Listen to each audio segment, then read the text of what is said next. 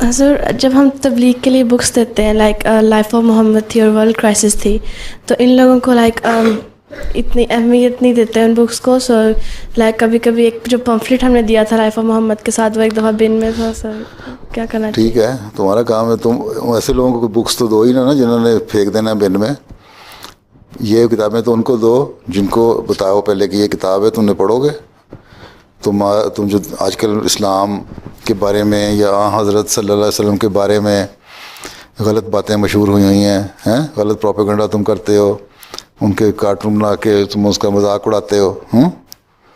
تو اگر تم نے صحیح تاریخ دیکھنی ہے کہ اسلام کیا ہے اور محمد رسول اللہ صلی اللہ علیہ وسلم کیا ہیں، تو یہ کتاب ہے. اگر تو تم نے پڑھنی ہے تو لے جاؤ ہمارے سے. اس طرح نہیں ہے کہ جاتے جاتے ہر ایک ہاتھ میں پکڑاتے جاؤ. چھوٹے چھوٹے بروشر یا پمفلٹ دو تاکہ ان کو پہلے پتہ لگے. اس لیے میں نے کہا تھا پہلے میسج آف پیس کے نام سے چھوٹے چھوٹے پمفلٹ دو، پھر جماعت کے تعارف کے نام سے چھوٹے پمفلٹ دو. پھر جس کو انٹرسٹ ہوگا وہ ویب سائٹ دیکھے گا، ایڈریس دیکھے گا، تمہارے سے رابطہ کرے گا، یا اپنا پرسنل ایڈریس بھی دے سکتے ہو. ٹھیک ہے، لیکن تبلیغ کا کام تو کرنا ہے ہم نے. یہ تو پھینکتے جائیں گے، پھر بھی ہم نے اگر تمہارے سامنے پھینکتے ہیں تو اٹھا لو اس کو وہاں سے. لیکن بہرحال اس بات سے کہ یہ پھینک دیتے ہیں تبلیغ نہیں روکی جا سکتی. ہر طریقہ جو تبلیغ کا ہے وہ اختیار کرنا چاہیے ہمیں.